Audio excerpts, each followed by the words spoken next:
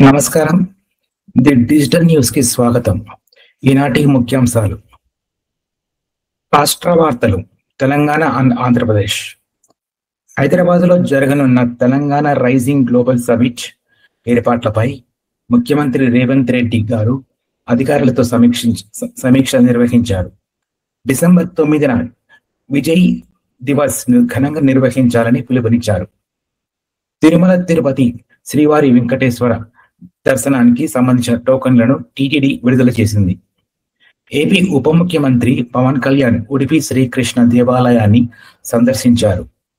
ప్రముఖ క్రికెటర్ విరాట్ కోహ్లీ విశాఖపట్నంలోని సింహాచలం అప్పన్న స్వామిని దర్శించుకున్నారు. ఆలయ అధికారులు ఆయనకు ఘన స్వాగతం పలికారు.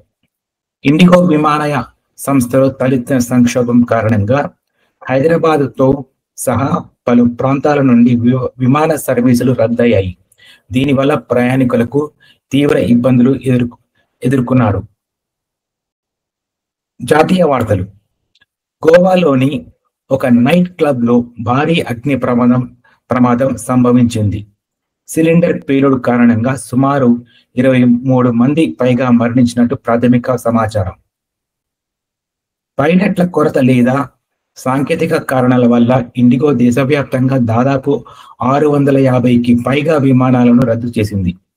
దీనిపై కేంద్ర ప్రభుత్వం డీజీసీఏ సీరియస్ అయ్యి షోకాస్ నోటీసులు జారీ చేసింది. అంతర్జాతీయ వార్తలు. సుడాన్లో ఒక పాఠశాలపై జరిగిన డ్రోన్ దాడిలో 50 మంది పైగా మరణించినట్టు వార్తలు వచ్చాయి. ఉక్రెయిన్ పై రష్యా డ్రోన్లు మరియు క్షిపణులతో దాడులు కొనసాగాయి. క్రీడలు. భారత మహిళా క్రికెటర్ స్మృతి మందాన, సంగీత దర్శకుడు పలాష్ ముచ్చల్ తమ పెళ్లిని రద్దు చేసుకుంటున్నట్లు సోషల్ మీడియా ద్వారా ప్రకటించినట్టు వార్తలు వైరల్ అవుతున్నాయి. టీమిండియా దక్షిణాఫ్రికా సిరీస్తో తలపడేందుకు సిద్ధమవుతోంది. రోహిత్ శర్మ, యశస్వి జైస్వాల్ ఫామ్ను గురించి చర్చలు జరుగుతున్నాయి. వినోదం. బాలకృష్ణ నటిస్తున్న అఖండ 2 సినిమాను విడుదల తేదీ మరియు షూటింగ్ గురించి ఆసక్తికర విషయాలను చర్చనీయాంశంగా మారారు.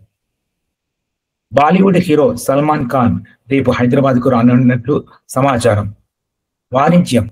నిన్న తగ్గిన బంగారం, వెండి ధరలు నేడు మళ్ళీ స్వల్పంగా పెరిగాయి. ఈ వార్తలు అందిస్తున్నది ది డిజిటల్ న్యూస్. ఇతర వార్తల కోసం మరి ఏ బిజినెస్ ప్రమోషన్ కోసమైనా మీరు మమ్మల్ని కాంటాక్ట్ చేయవలసిందిగా కోరుతున్నాము. ధన్యవాదాలు.